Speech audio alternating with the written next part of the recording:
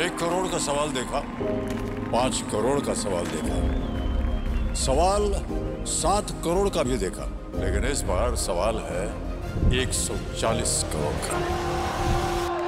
140 करोड़ उम्मीदों का। तो तैयार है टीम इंडिया जवाब देने के लिए। डीपी वर्ल्ड एशिया कप शुरू हो रहा है सोनी लिव और सोनी स्पोर्ट्स नेटवर्क के टीवी चैनल्स पर।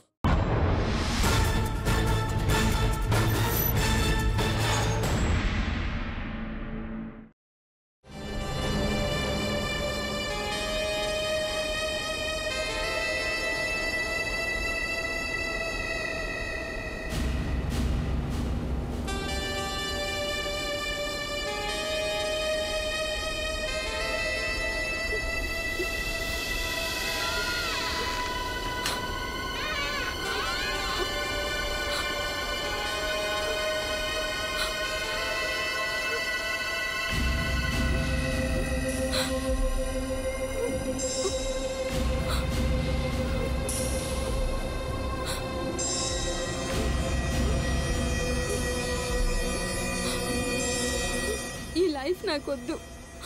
నేను ఈ టెన్షన్ నుండి తప్పించుకోవాలంటే సూసైడ్ ఒకటే దారి.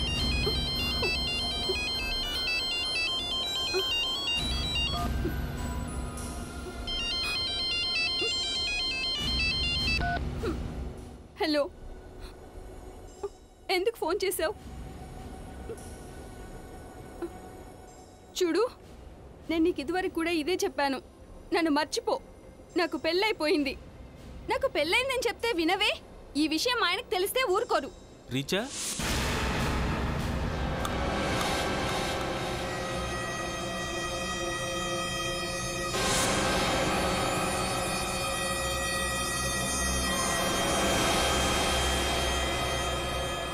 ఏమైంది రీచా? నీకు చెమటలు ఎందుకు పడుతున్నాయి? అది ఏం లేదు, కానీ నాకు తలనొప్పిగా ఉందని నిన్ను టీ తయారు చేయమన్నానుగా. తయారు చేశాను. ఇల్లు మొత్తం వెతికాను, నువ్వెక్కడా కనిపించలేదు. ఏదైనా ప్రాబ్లమా? లేదు, ఏ ప్రాబ్లం లేదు. నువ్వేదో దాస్తున్నావు. ఏదైనా ఉంటే నాతో చెప్పు, సాల్వ్ చేస్తాను. నేను బాగానే ఉన్నా, నాకే ప్రాబ్లం లేదని చెప్పాను కదా. పద టీ తాగుదాం.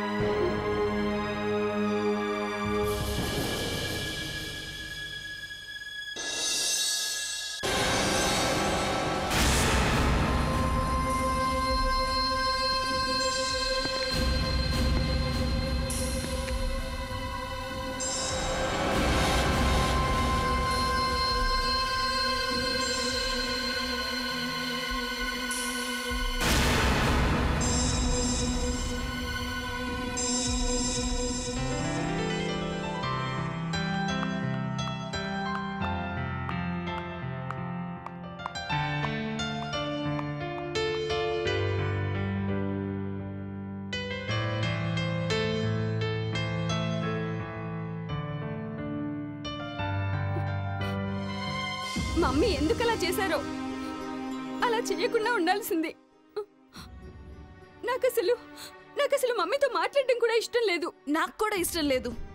ఆవిడకి ఒంట్లో బాలేకపోతే మనం ఎన్ని సేవలు చేసేవాళ్ళం. మంచి ఫలితమే దొరికిందిలే. అరే, మమ్మీ మన గురించి కొంచెం కూడా ఆలోచించకుండా మొత్తం ప్రాపర్టీ అంతా లోకేష్ పేరు మీద రాసేసింది. పైగా వాడు మన ఫ్యామిలీ మెంబర్ కూడా కాదు. మనకన్నా వాడే ఎక్కువయ్యాడా? ఈ ఆస్తికి వారసుడు ఆ లోకేష్ గడన్న విషయం తలుచుకుంటేనే నా ఒళ్ళు మండిపోతుంది. త్వరగా ఏదో ఒకటి చేయాలి. పరిస్థితి చేదాటిపోయింది పల్లవి. ఇప్పుడు మనం ఏం చేయలేం. లేదు, మనం చేయగలం. ఏదేమైనా ఈ ఆస్తి మనకే దక్కాలి. ఆ ఆస్తి మనదే కాబట్టి ఇంకెవరికి చెందడానికి వీల్లేదు. ఇంత జరుగుతున్నా మీరెందుకు మౌనంగా ఉన్నారు? ఏదో ఒకటి చేయకపోతే ఆస్తి మనకు దక్కదని ముందే చెప్పాను. మీ చెల్లి నన్ను ఇలా మోసం చేస్తుందని నేనెప్పుడు కల్లో కూడా ఊహించుకోలేదు.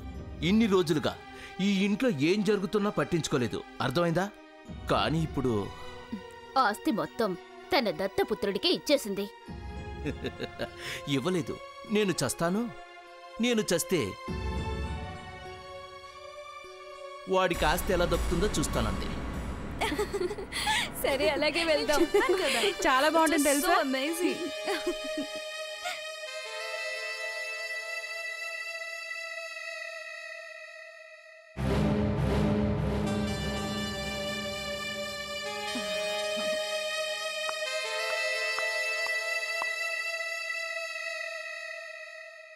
బాబు లోకేష్, ఏంటమ్మా? ఈ రోజు నుండి నువ్వే ఈ ప్రాపర్టీకి అసలైన వారసుడివి.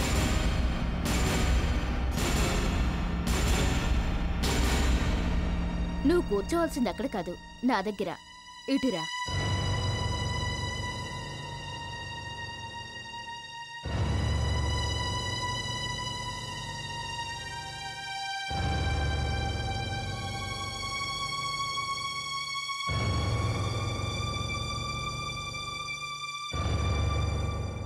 ఇప్పటి వరకు మీ కోరికలన్నీ నెరవేర్చాను.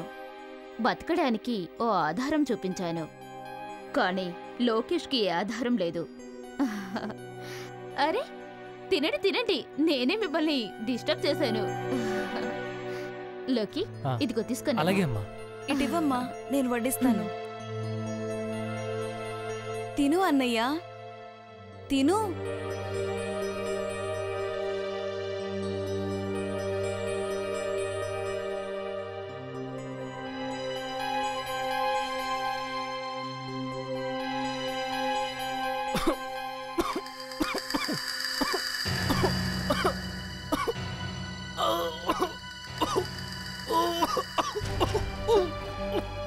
ఏమైంది బాబు?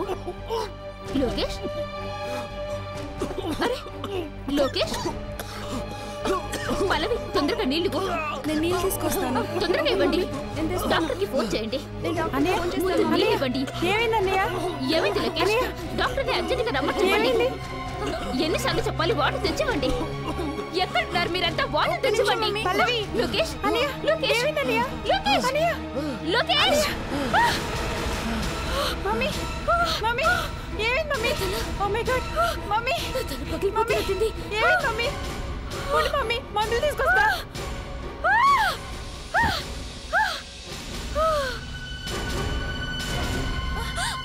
Mummy, mummy, mummy, mummy, mummy, ఏమైంది మమ్మీ?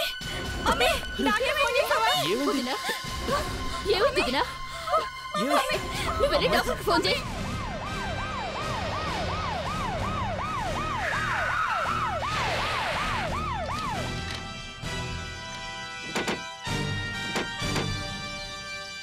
జోసఫ్, మనం కరెక్ట్ అడ్రస్కే వచ్చాంగా?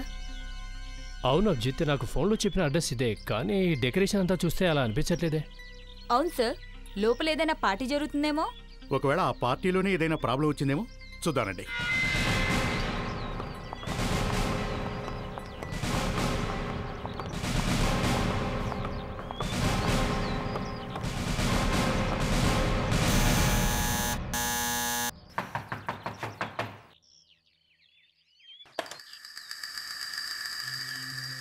చెప్పండి, ఎవరండి మీరు? మేం కూడా అసలు ఇక్కడ ఏమైందో కనుక్కోవడానికే వచ్చాం. మా ఇంట్లోనా? అవునండి, మీ పక్కింటి వాళ్ళు ఫోన్ చేసి ఇక్కడ ఏదో అరుపులు వినిపిస్తున్నాయని చెప్పారు. మేము ఆ డీటెయిల్స్ తెలుసుకోవడానికే వచ్చాం. Any problem? అది యాక్చువల్గా ఏంటంటే, ఎవరైనా చనిపోయారా ఏంటి? అది నార్మల్ డెత్తేనండి. ఆ విషయం చెప్పాల్సింది మీరు కాదు. తప్పుకోండి.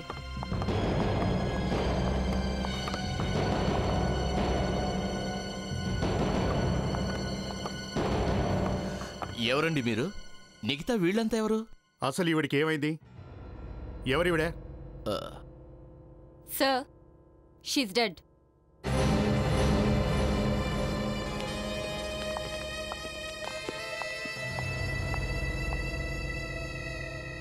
రక్తం చూసా, ఇక్కడ కూడా రక్తం ఉంది.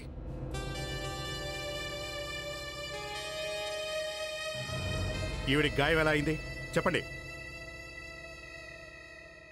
తెలీదు.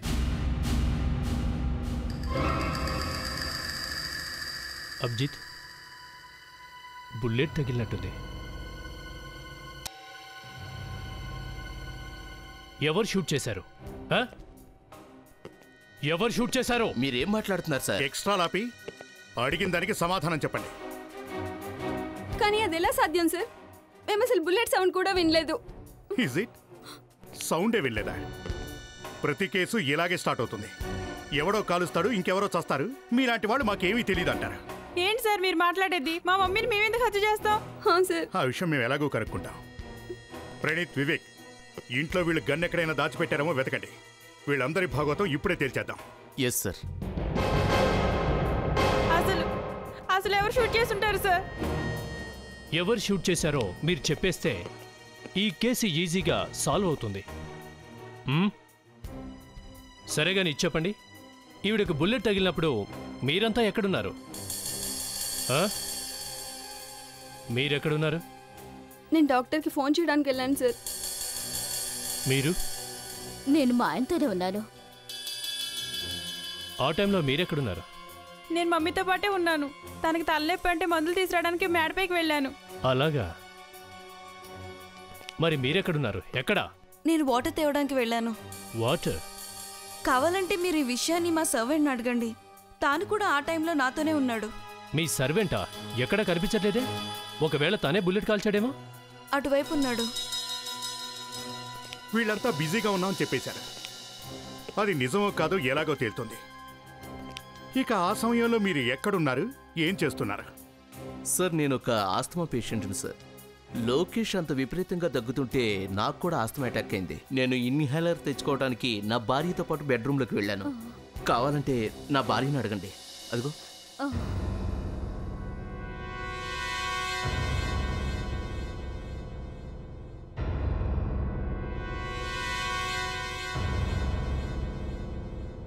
మా చెవిలో పూలు కనపడుతున్నాయా? అందరికీ అందరూ అబద్ధం చెప్తున్నారు. ఒకరు నీళ్ల కోసం వెళ్ళారట, ఒకరు డాక్టర్కి ఫోన్ చేయడానికి వెళ్ళారట. అంటే మేమే పని లేక మీ చుట్టూ తిరుగుతున్నావా? ఆవిడని కాల్చి చంపితే మీరు చూడలేదంటున్నారంటే మీకు పిచ్చా ఉన్మాదమా? హంతకుడు ఎవడో మీలోనే ఉన్నాడు. తేలితే చెమడాలు తీసేస్తా. సార్, గన్ దొరికింది సార్. చూసారా గన్ ఎలా దొరికిందా? ఈ గన్ మాది కాదు. అచ్చా, దీని మీద ఎలాగూ ఫింగర్ ప్రింట్స్ ఉంటాయిగా. ఇది ఎవరిదో ఏంటో మేం తేలుస్తాం.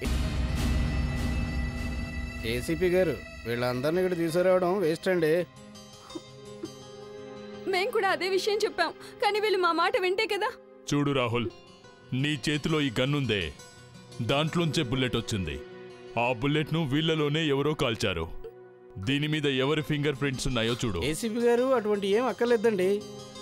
నేను కన్ఫర్మ్ గా చెప్తున్నాను, ఈ హత్య చేసిన వీళ్ళైతే కాదు. అరే, అసలు మీకేమైంది డాక్టర్ గారు? ఏమండో, ఈ హత్యతో వాళ్ళకి ఏమాత్రం సంబంధం లేదు. ఈ హత్యతో మాకు సంబంధం లేదని మేము చెప్తున్నాం. సార్, మేము ఈ గన్ను చాలా కష్టపడి ట్రేస్ అవుట్ చేసాం. మీరు దాన్ని టీలో ఎగరాక తీసి పారేస్తారేంటి? సార్, ఆ గన్కి నా దగ్గర లైసెన్స్ ఉంది. లైసెన్స్ ఉంటే ఏంటి? షూట్ చేయరని గ్యారెంటీ ఉందా? సార్, షూట్ చేసింది ఈ గన్నుతో కాదు. వివేక్. ఓకే సార్, మీరిక ఇంటికి బయలుదేరచ్చు ప్లీజ్. ఏసీపీ గారు, నేను చెప్పినట్టు మందిరాన్ని ఈ గన్నుతో షూట్ చేయలేదండి. ఆవిడికి బుల్లెట్ తగిలి వారం పైన అయింది.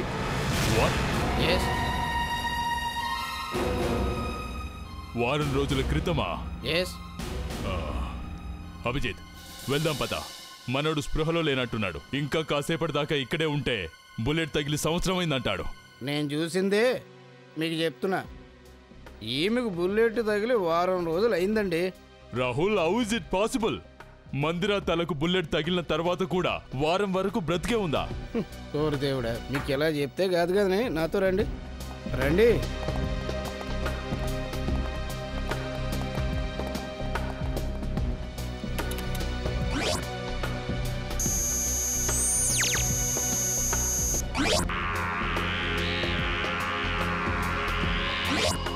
ఇదిగో బుల్లెట్. ఈ బుల్లెట్ తగలగానే ఆమె చనిపోలేదు. ఈ బుల్లెట్ యొక్క ప్రభావం వారం తర్వాతే చూపిస్తుంది. ఈ బుల్లెట్ ద్వారా రిలీజ్ అయిన కార్బన్ నెమ్మదిగా తల్లోకి ప్రవేశించింది.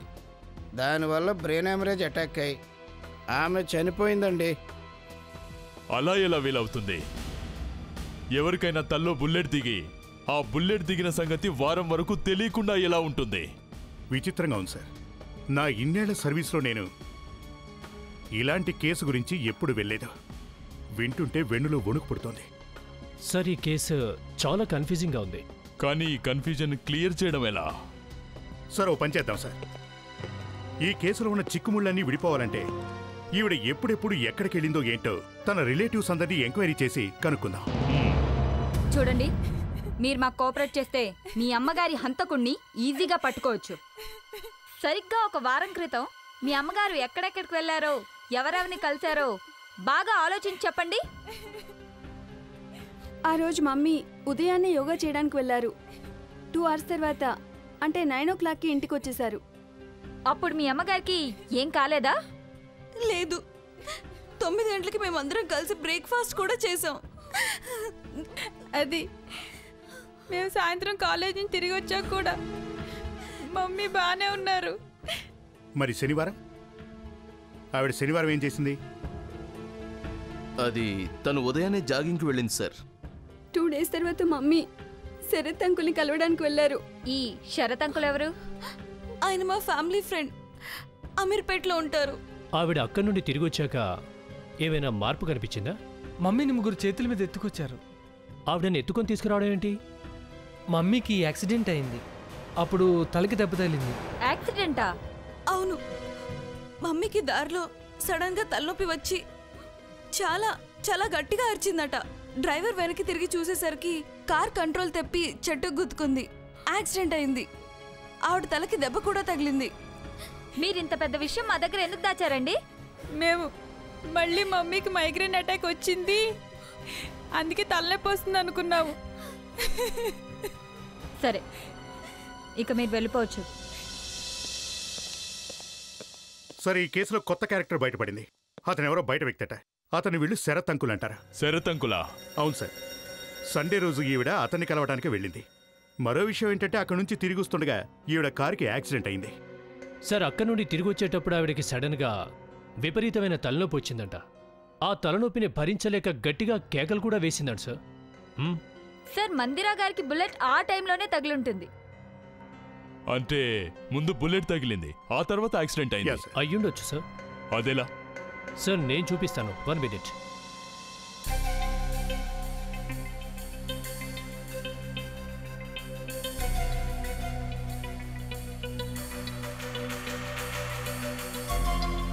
సార్, మందిరా గారికి బుల్లెట్ ఇటువైపు లెఫ్ట్ సైడ్ తగిలింది సార్. ఇటు చూడండి. మందిరా గారు కారులో తన ఇంటి నుంచి బయలుదేరినప్పుడు ఎవరో ఇక్కడి నుండి అంటే లెఫ్ట్ సైడ్ నుండి షూట్ చేశారు. బుల్లెట్ తగలగానే ఆవిడ గట్టిగా అరిచింది సార్. ఆ అరుపులు వినగానే డ్రైవర్ వెనక్కి చూశాడు.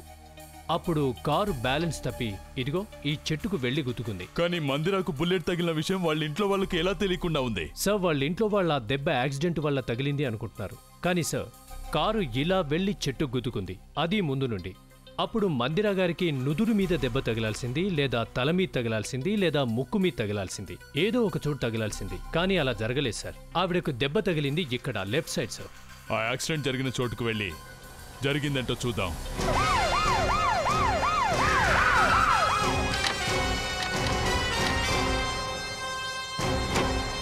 సార్, యాక్సిడెంట్ అయిన ప్లేసు ఇదే సార్.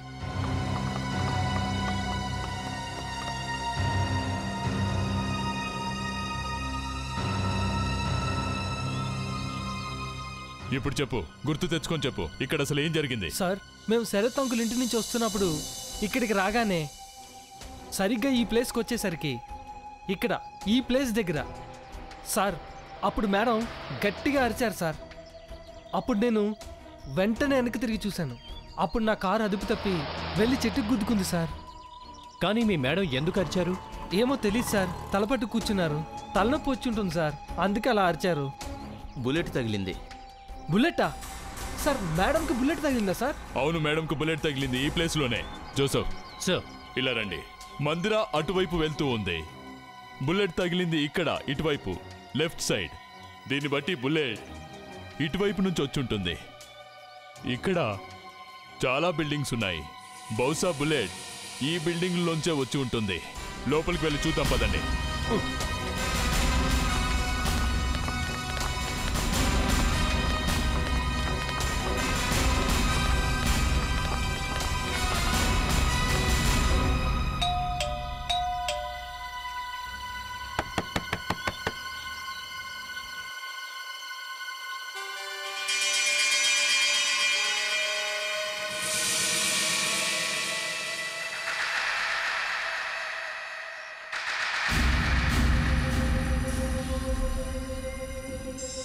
సార్ ఏంటి జోసఫ్?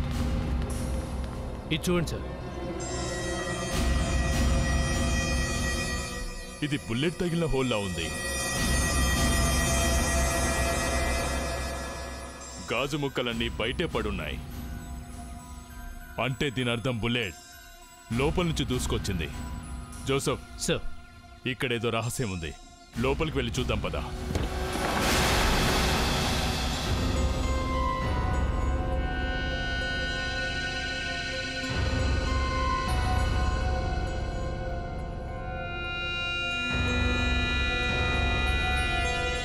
జోసఫ్ సార్, ఇక్కడ చూసావా? లోపల ఒక్క గాజు ముక్క కూడా లేదు. గాజు ముక్కలన్నీ బయటే పడున్నాయి. అంటే బుల్లెట్ లోపల నుంచి దూసుకెళ్ళింది. సార్, మందిరా గారికి యాక్సిడెంట్ అయిన ప్లేస్ ఇక్కడి నుంచి క్లియర్గా కనిపిస్తుంది సార్. అంటే దీన్ని బట్టి చూస్తే మందిరాకు తగిలిన బుల్లెట్ ఈ ఇంట్లోంచే కాల్చారన్నమాట.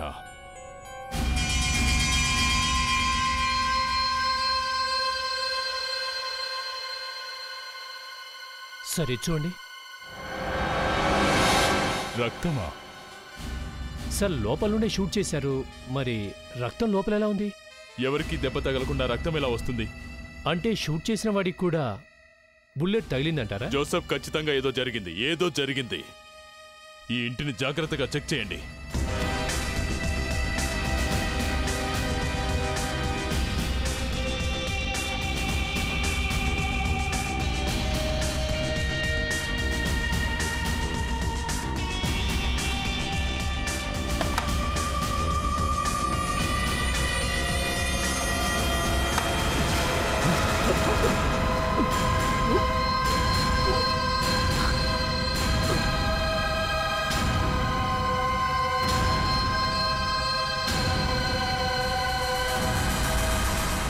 సరే, మనం అలాగే అనుకుందాం ఆ మందిరాకు తగిలిన బుల్లెట్ ఆ బంగ్లా నుంచి రాలేదని.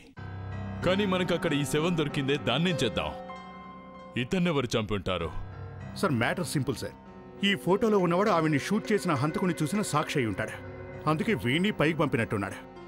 సార్, ఈయన పేరు బలరాం, ఆ బంగ్లా ఓనర్ సార్. ఓ, బలరాం గారు. సార్, నేను సిఐడి ఆఫీసులోకి ఫస్ట్ టైం వస్తున్నాను సార్. ఇప్పటి నుంచి మళ్ళీ రావాల్సి ఉంటుంది. కానీ ఎందుకు సార్? మాకు చుట్టమయ్యావు కదా. నేను విన్నది ఏంటంటే పోలీసులతో ఫ్రెండ్షిప్ చేయడం అంత మంచిది కాదు. నాకైతే ఇప్పటి వరకు డిపార్ట్మెంట్లో ఎవ్వరూ లేరు ఫ్రెండ్స్. మేము ఫ్రెండ్షిప్కి పనికిరామా ఏంటి? నువ్వు చాలా ఎక్స్ట్రా మాట్లాడుతున్నావు. మా బ్యూరోకి వచ్చి మమ్మల్ని ఇన్సల్ట్ చేస్తున్నావా? చూడు, నీలాంటి వాడితో ఫ్రెండ్షిప్ చేయాలని మేమేమీ తహతాలాడటం లేదు, అర్థమైందా? అయితే మరి నన్ను ఇక్కడికి ఎందుకు పిలిపించారు సార్? పని లేక ఏంటే? హత్య చేసేవేమోనని.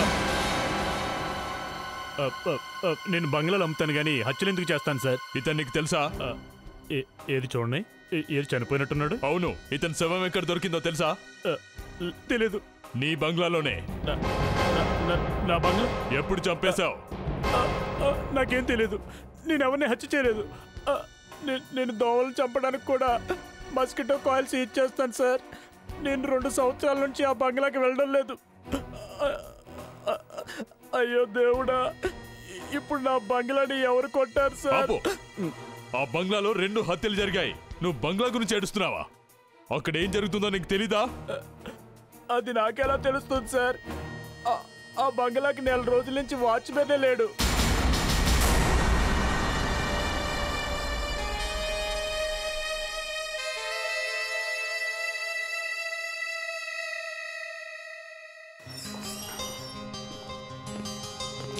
రాహుల్, చెప్పు, ఏం తెలిసింది?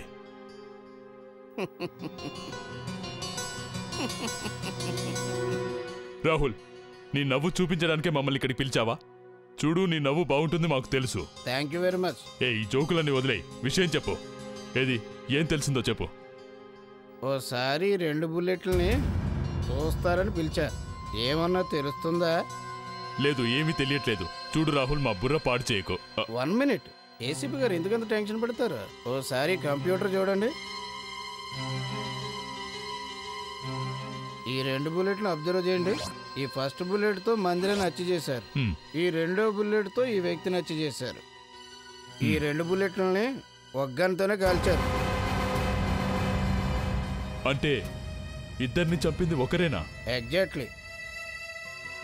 ఇంకో విషయం ఏంటంటే ఇతని చేతిపైన నాకు గన్ పౌడర్ దొరికింది. గన్ పౌడర్ అంటే వీడే ఆవిడ్ని చంపాడు అంటారా? యు మీన్ ముందు ఆవిడ్ని కాల్చి చంపిన తర్వాత తను ఆత్మహత్య చేసుకున్నాడా?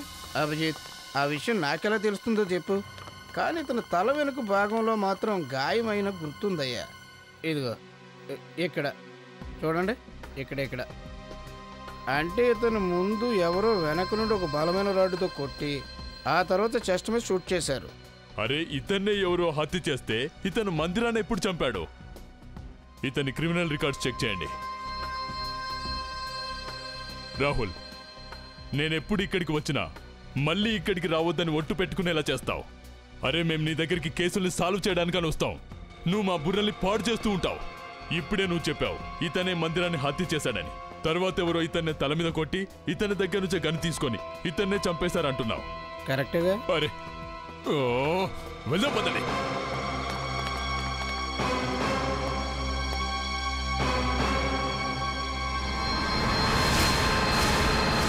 జోసెఫ్, పనిచేద్దాం. అసలు అక్కడ ఏం జరుగుంటుందో ఊహిద్దాం. మందిరాకు ఆ బుల్లెట్ ఎలా తగిలింది? ఆ వ్యక్తి ఎలా చనిపోయాడు?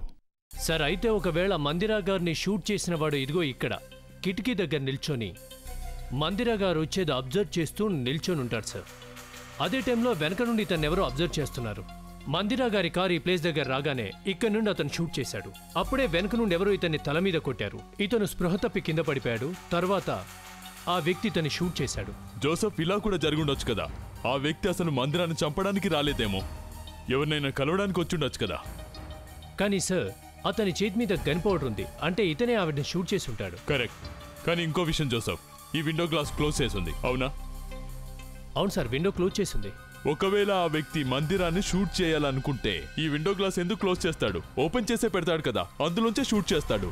ఎందుకంటే క్లోజ్ చేస్తున్న గ్లాసులోంచి వెళ్తున్న వెహికల్ ని టార్గెట్ చేయడం అంత సులువేం కాదు. అది పిస్టల్తో. పిస్టల్తోనా? అవును, పిస్టల్తోనే. డాక్టర్ రాహుల్ ఏం చెప్పాడో గుర్తుందా? శవం చేతి మీద గన్ పౌడర్ దొరికింది. గన్ పౌడర్ చేతి మీదకి ఎప్పుడు వస్తుందంటే పిస్టల్ ఫైర్ చేసినప్పుడు. రైఫిల్తో చేస్తే రాదు. అంటే సార్, అతను ఇక్కడికి మందిరా గారిని చంపడానికి రాలేదు. ఎగ్జాక్ట్లీ. ఎవరి కోసం అతను ఇక్కడే వెయిట్ చేస్తున్నాడు. ఇంతలో రెండో వ్యక్తి వచ్చాడు. ఇద్దరి మధ్య మాటా పెరిగి గొడవై ఉంటుంది. ఆ గొడవ పడుతున్న వాళ్ళలో ఒకరి చేతిలో పిస్టల్ ఉంది. అలా పిస్టల్ మిస్ ఫైర్ అయి ఉంటుంది. ఆ బుల్లెట్ అద్దం నుంచి దూసుకెళ్లి దారిగుండా వెళ్తున్న మందిరా బుర్రలోకి దూసుకెళ్లిపోయింది. ఇదే జరుగుంటుంది. కానీ సార్, మరైతే ఈ వ్యక్తిని ఎవరు హత్య చేసుంటారు సార్? అలా ఘర్షణ జరుగుతున్నప్పుడు హంతకుడు కింద తోసేసుంటాడు. అలా ఆ వ్యక్తి కింద పడ్డప్పుడు తన తలకి ఏదో బలంగా తగిలుంటుంది. దాంతో రక్తం కారింది. స్పృహ తప్పిపోయాడు. తర్వాత ఆ హంతకుడు ఇతన్ని షూట్ చేశాడు. ఆ తర్వాత హంతకుడి బాడీని కబోర్డ్లో దాచేశాడు. ఎగ్జాక్ట్లీ. అభిజిత్, క్రిమినల్ రికార్డు దొరికిందా? అతని పేరేంటి? ఎక్కడుండేవాడు? Good work. అతని పేరేంటో తెలిసిందే. అతను షార్ప్ షూటర్. సుపారీ తీసుకుని హత్యలు చేస్తుంటాడు. నేరుగా అతని ఇంటికే వెళ్ళి ఇదంతా ఏంటో చూద్దాం.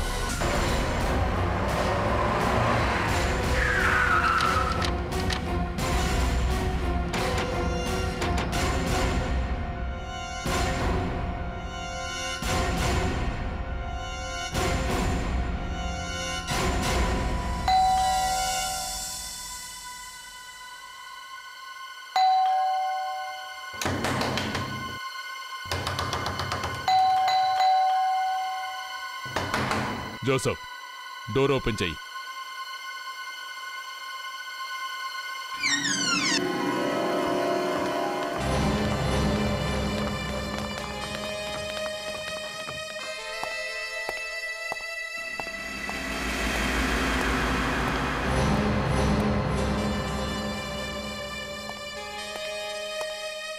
ఇక్కడెవరూ లేనట్టున్నారు. బహుశా చావు తర్వాత ఇక్కడికెవరూ రాలేదనుకుంటా. ఇల్లు మొత్తం జాగ్రత్తగా చెక్ చేద్దాం. ఏదో ఒకటి దొరుకుతుంది. అందరూ వెళ్ళి చెక్ చేయండి.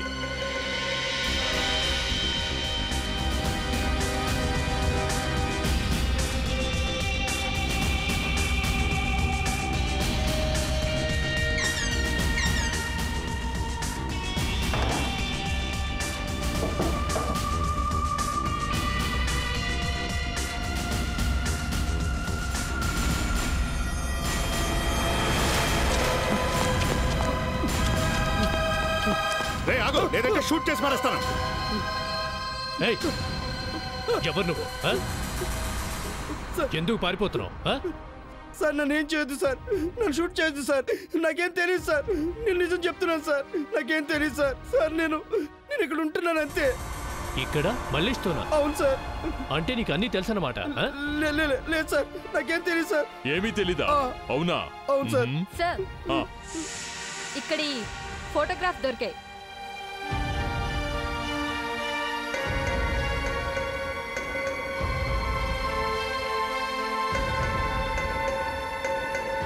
ఇదంతా ఏంటి? ఈ ఫోటోగ్రాఫ్స్ ఎవరివి? సార్ నేను ఒట్టే చెప్తున్నాను సార్, నాకు ఈ ఫొటోస్ గురించి ఏం తెలియదు సార్. వీళ్ళెవరో నాకు తెలియదు సార్. ఆ మల్లేష్ ఏం చేస్తాడో నాకు ఏమీ తెలీదు సార్. ఏమీ తెలీదా? ఓ నేరస్తుడితో ఉంటూ ఏమీ తెలీదంటున్నావా? లేదు సార్. సార్ చెప్పు. సార్ ఈ డైరీ దొరికింది.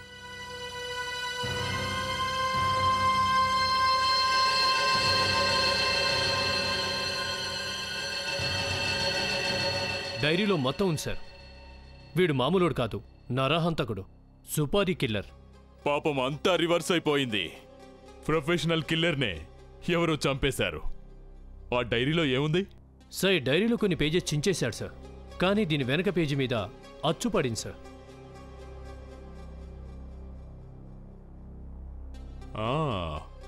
మనీషా, సార్ దీన్ని కాస్త క్లియర్ చేసి చూడు. ఏం రాస్తుందో చూడు. Yes sir.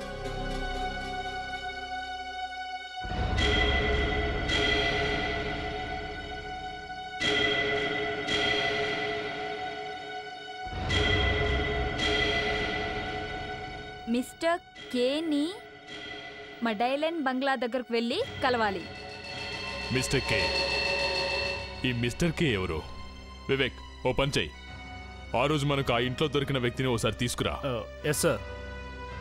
మనకిప్పుడే తెలిసిపోతుంది మిస్టర్ కే ఎవరన్నది. మిస్టర్ కే ఎవరో నీకు తెలుసా? లేదు సార్, అతనెవరో నాకు తెలీదు.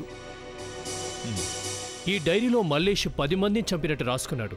నువ్వు హంతకుడితో కలిసున్నావు. మరి వాడు నిన్నెందుకు చంపలేదు? నాకేం తెలుసు సార్. ఎందుకంటే వాడితో నీకు కూడా సంబంధం ఉంది కాబట్టి.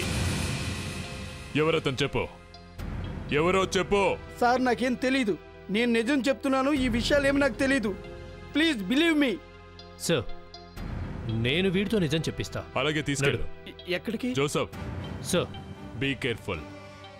Okay sir. పదరా. సార్ సార్ నేను జరిగిందంతా చెప్పేస్తాను సార్, నన్ను ఏం చేయొద్దు సార్, ప్లీజ్ సార్. అలా దారికి రా, జరిగిందేంటో నిజం చెప్పు. సార్ అదేంటంటే మల్లేష్ ఎప్పుడు తన క్లయింట్తో ఫోన్ మాట్లాడినప్పుడు కోడ్ లాంగ్వేజ్లో మాట్లాడేవాడు. కోడ్ లాంగ్వేజా? అవును sir. Mister K Mallesh client sir. Mister K అనే వ్యక్తి నువ్వు చూసావా? లేదు సార్, నేను ఎప్పుడు అతను చూడలేదు సార్. కానీ మల్లేష్ ఎప్పుడు కేతో ఫోన్ మాట్లాడినా అదేదో రెబేరా పబ్ గురించి మాట్లాడేవారు సార్. Rebera pub? అవును sir, Rebera. Ladies and gentlemen, sorry for the disturbance. మీలో ఉన్న కే అనే వ్యక్తికి ఓ మెసేజ్ చెప్పాలి. మిస్టర్ కే, మీరు దయచేసి ఒకసారి డీజే క్యాబిన్ దగ్గరకు వస్తారా? మిమ్మల్ని అర్జెంటుగా కలవాలని ఎవరో వచ్చారు. మిస్టర్ కే, మీరు దయచేసి త్వరగా వస్తారా? మీకోసం వచ్చిన వ్యక్తి చాలాసేపటి నుంచి మీకోసం ఎదురు చూస్తున్నారు. ఇక్కడ మిస్టర్ కే ఎవరు లేరు. ముందు మ్యూజిక్ ఆన్ చేయండి.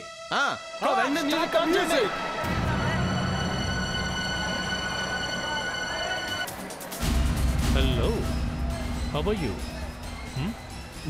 నేను బాగానే ఉన్నాను. మరి ఎందుకు భయపడుతున్నావు? ఏదైనా ప్రాబ్లం ఉందా మిస్టర్ కే? కే?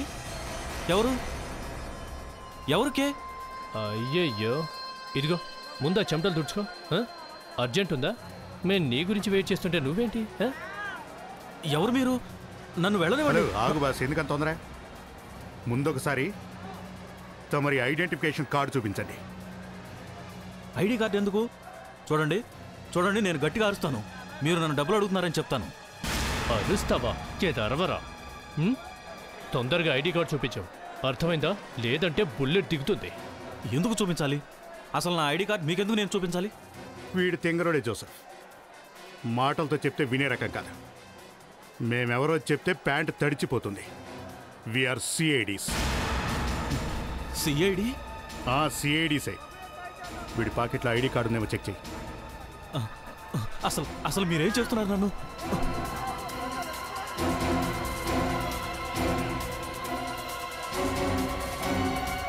ఓ మిస్టర్ కార్తిక్ ఎం ఎలియాస్ మిస్టర్ కే.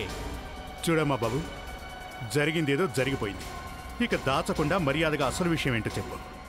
నిజం నువ్వు చెప్పకపోతే చెప్పిస్తాం. నా భార్యను చంపమని నేనే ఆ మల్లేష్కి సుపారీ ఇచ్చాను. నీ భార్యను చంపడానికా? అవును. అరే ఓ ఈడియట్, చంపడానికా నువ్వు పెళ్లి చేసుకుంది? తను నన్ను బాగా టార్చర్ పెట్టేది సార్. ప్రతి విషయానికి నన్ను అనుమానించేది. అందుకే నేను మల్లేష్కి డబ్బులు ఇచ్చి నా భార్యను చంపమని చెప్పాను. ఆ తర్వాత సడన్గా నాకు బిజినెస్లో నష్టం వచ్చింది. నేను అప్పుల పాలైపోయాను.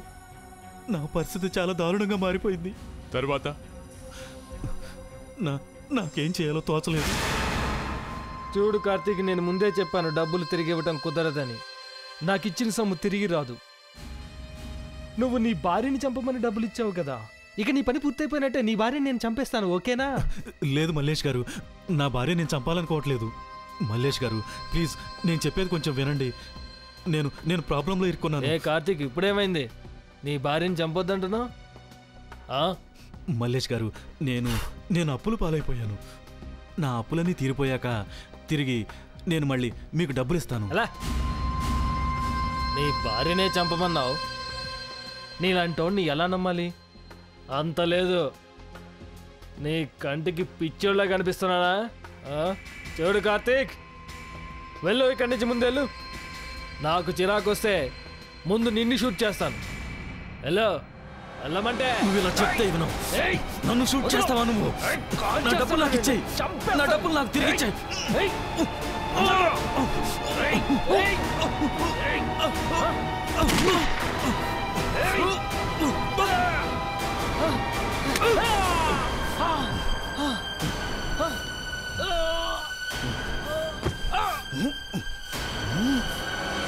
నాకు ఆ టైంలో ఏం చేయాలో తోచలేదు. నేను మల్లేష్ను చంపాలనుకోలేదు. నేను నా డబ్బుల కోసం అలా చేశానంతే. ఇక జీవితాంతం జైలుకు వెళ్ళి డబ్బులు లెక్క పెట్టుకో. నీకు అదే కరెక్ట్. నువ్విక జైల్లో చిప్పకూడు తినాల్సిందే.